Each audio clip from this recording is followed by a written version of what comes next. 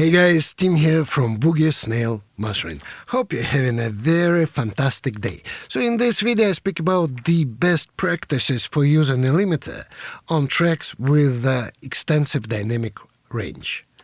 So before we start, please remember, if you have a mix that you need mastered, request a quote at bsmastering.com and receive 50% off your first order. I would also very much appreciate it if you could subscribe to my channel and hit the notification bell. Your support really helps me to bring more content. And now, without any further ado, let's get started.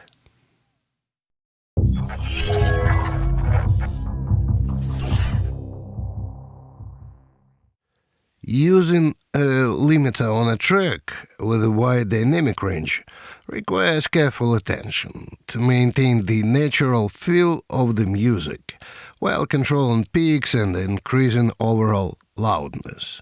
Here are some tips on how to best use a limiter in this scenario. Understand the material. Before applying any processing, it's crucial to understand the material you are working with. Listen to the track and identify the dynamic sections, the loudest parts, and where the limiter might be most needed. Set the threshold. The threshold is the level above which the limiter starts to reduce the gain. Set the threshold so that it only affects the peaks that you want to control, without squashing the overall dynamics. This often means setting the threshold so it only engages during the loudest parts of the track. Use gentle ratios. If your limiter allows you to adjust the ratio, how much compression is applied, opt for a gentle settings. A higher ratio can make the limiter effect too aggressive, which might not be suitable for material with a wide dynamic range. Attack and release times. Adjust the attack and release times to complement the material. A faster attack time will control transients quickly, but can also make the limiting more noticeable. A slower attack might preserve the natural punch, but could let some peaks through.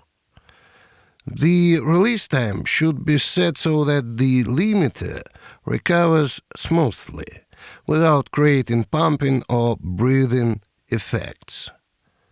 Use automation. In some cases, you might need to automate the limiter's threshold or even bypass it during certain sections to preserve the natural dynamics of the track. Listen to the effects. Constantly A/B. Compare the processed and unprocessed signal.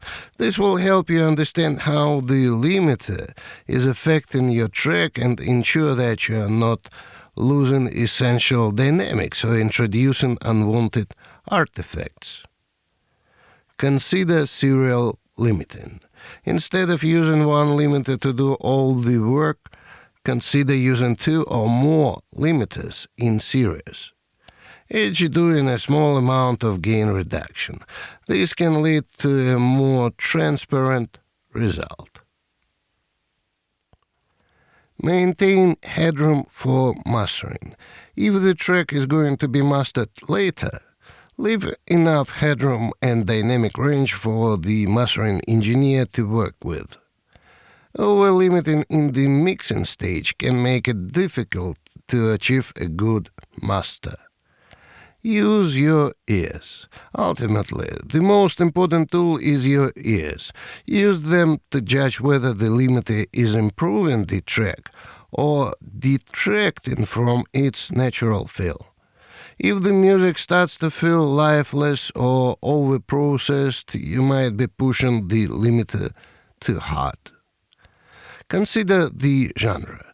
Different genres have different expectations for dynamic range and loudness.